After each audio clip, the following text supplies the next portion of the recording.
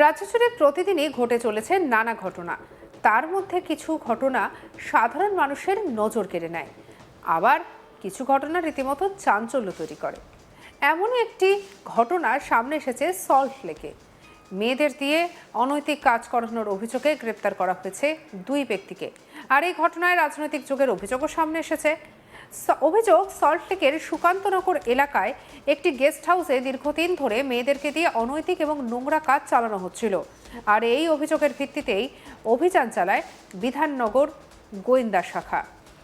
অভিযানের পর দুই ব্যক্তিকে গ্রেপ্তার করা হয়েছে। ধৃতদের মধ্যে একজনের নাম সায়ন দে, অন্যজন অনির্বাণ। জানা গিয়েছে সায়ন দে রাজ্যের প্রাক্তন মন্ত্রী সুজিত বসুর ঘনিষ্ঠ বলে পরিচিত। আর এই পরিচয়কে ঘিরে এখন নতুন করে রাজনৈতিক চাপানোতর শুরু হয়েছে। পুলিশ সূত্রে খবর, অভিযোগের ভিত্তিতেই সল্টলেকের সুকান্তনগরের ওই গেস্ট হাউসে মহিলাদের দিয়ে অনৈতিক কাজ করানোর অভিযোগ সামনে আসে। স্থানীয় বাচ্চাদের অভিযোগ, বিষয়টি নিয়ে আগে থেকেই নানা ধরনের অভিযোগ ছিল। এমনকি স্থানীয়দের একাংশের দাবি, আগের সরকারের আমলে সায়নদের বিরুদ্ধে একাধিকবার বিধাননগর দক্ষিণ থানায় অভিযোগ জানানো হয়েছিল, কিন্তু অভিযোগ করা হলেও সেই সময় পুলিশ কোনো কার্যকর ব্যবস্থা নেয়নি বলে দাবি স্থানীয়দের।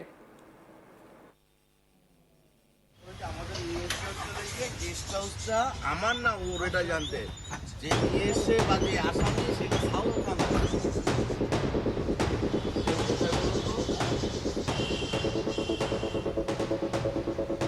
আর এর পেছনে সায়নদের রাজনৈতিক প্রভাবে কাজ করছিল বলে অভিযোগ উঠেছে, কারণ তিনি তৎকালীন রাজ্যের মন্ত্রী সুজিত বসুর ঘনিষ্ঠ বলে জানা গিয়েছে।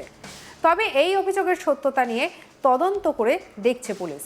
আর এরপর রাজ্যে সরকার পরিবর্তন হয়েছে, আর তারপরে এই ঘটনায় পুলিশ সক্রিয় হয়েছে বলে দাবি করা হচ্ছে। শুক্রবার বিধাননগর গোয়েন্দা শাখার পক্ষ থেকে সুকান্তনগরের ওই গেস্ট হাউসে তল্লাশি চালানো হয়। তল্লাশি চালিয়ে সেখান থেকে কয়েকজন মহিলাকে উদ্ধার করা হয় বলে পুলিশ সূত্রে খবর। আর এরপর ওই মহিলাদেরকে জিজ্ঞাসাবাদ করা হয়, তাদের বয়ানও রেকর্ড করা হয়েছে। বয়ান নেওয়ার পর তাদেরকে ছেড়ে দেওয়া হয়েছে বলে জানা গিয়েছে।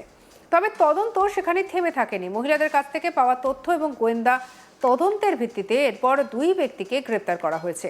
তাদের মধ্যে একজন হচ্ছেন সায়ন দে, অন্যজন হচ্ছেন অনির্বাণ। আর এই ঘটনায় এখন বেশ কিছু প্রশ্ন সামনে এসেছে।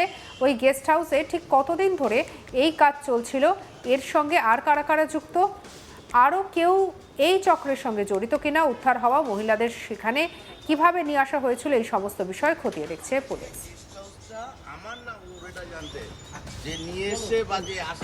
পাশাপাশি স্থানীয়দের আগে করা অভিযোগ কেন গুরুত্ব পায়নি, এই প্রশ্ন উঠেছে। যদি সত্যিই আগে একাধিক অভিযোগ জমা পড়ে, তাহলে সেই অভিযোগের ভিত্তিতে তখন কেন কোনো পদক্ষেপ করা হয়নি, তা তদন্তের আওতায় আসতে পারে।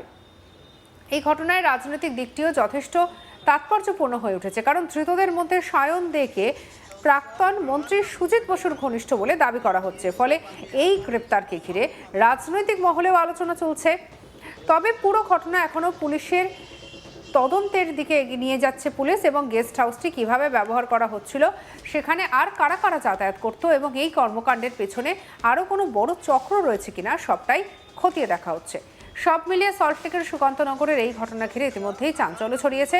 দুই ব্যক্তিকে গ্রেপ্তার করা হয়েছে, কয়েকজন মহিলাকে উদ্ধার করে তাদের বয়ান নেওয়া হয়েছে। এখন তদন্ত এগোনোর সঙ্গে সঙ্গে এই ঘটনার পেছনে আর কারো কেউ জড়িত রয়েছে কিনা সেটাই দেখার। আর যদি সত্যি আগে স্থানীয়দের অভিযোগ থাকা সত্ত্বেও কোনো ব্যবস্থা না নেওয়া হয়ে থাকে, তাহলে সেই বিষয়টির নিকেও তদন্ত এগিয়ে নিয়ে যাওয়া হবে।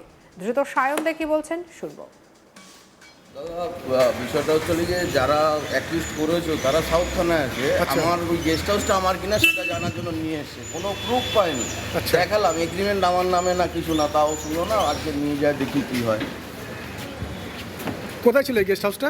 চিংড়িঘাটা মোড়ে।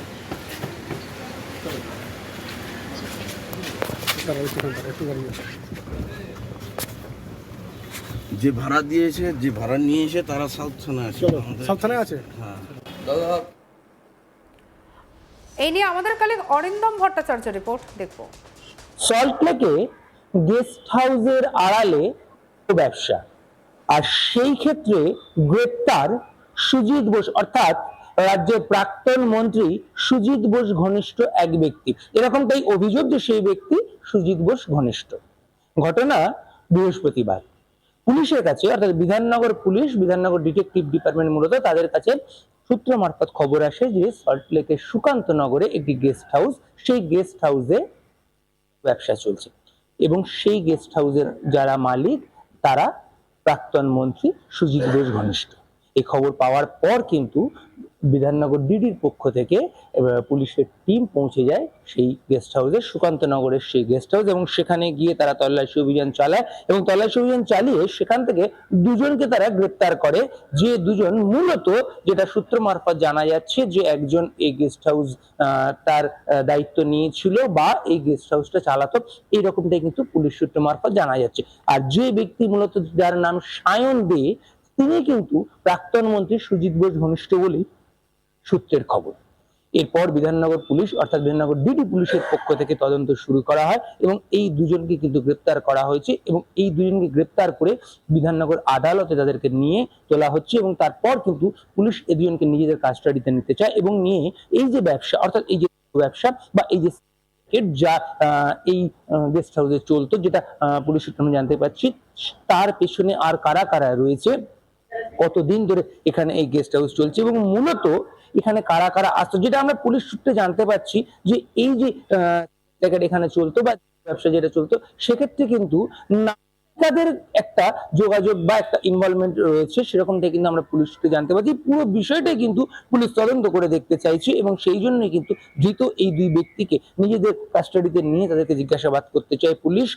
এই যে পুরো চক্র, এই পুরো চক্রের পর্দাফাশ করতে চাইছে বিধাননগর গোয়েন্দা দপ্তর। যদিও গ্রেপ্তার হওয়া সায়ন দে, তিনি কিন্তু বলছেন যে তার এই গেস্ট হাউসের সঙ্গে সেরকমভাবে কোনো রকম কোনো সম্পর্ক নেই, তিনি কিন্তু এই পুরো ঘটনার সঙ্গে কোনোভাবেই জড়িত নয়। যদিও যেটা আমরা পুলিশ সূত্রে জানতে পারছি যে এই ব্যক্তি কিন্তু সেই গেস্ট হাউসটা দায়িত্ব নিয়ে চালাতো এবং এই গেস্ট হাউসে যে চলতো তাতে তার একটা যোগাযোগ বা তার একটা ইনভলভমেন্ট রয়েছে, সেরকমটা আমরা সূত্র মারফত খবর পাচ্ছি। এবং এই ব্যক্তি মূলত সুজিত বোস, অর্থাৎ রাজ্যের প্রাক্তন মন্ত্রী সুজিত বোস ঘনিষ্ঠ বলেই পরিচিত।